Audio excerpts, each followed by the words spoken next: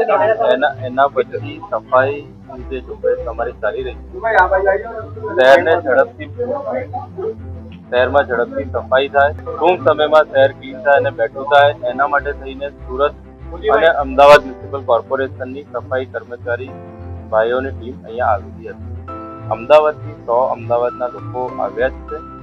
બાકીના 100 થી 150 જે લોકો છે એમને કોઈ એજન્સીએ અહીંના યુવાનોને હાયર કર્યા છે.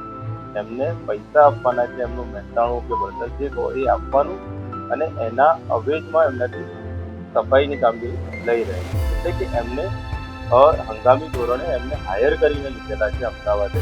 એવું નથી કે વડોદરાના યુવાનો અમદાવાદની કોશિશ કરે. એ ટેકનિકલી અમદાવાદ મ્યુનિસિપલ કોર્પોરેશનના જ હંગામી કર્મચારીઓ ગણાય, કારણ કે અમદાવાદ મ્યુનિસિપલ કોર્પોરેશનને એમને એમના કોન્ટ્રાક્ટર વચ્ચે હાયર કરીને અહીંયા આપણી મદદમાં મૂક્યા છે.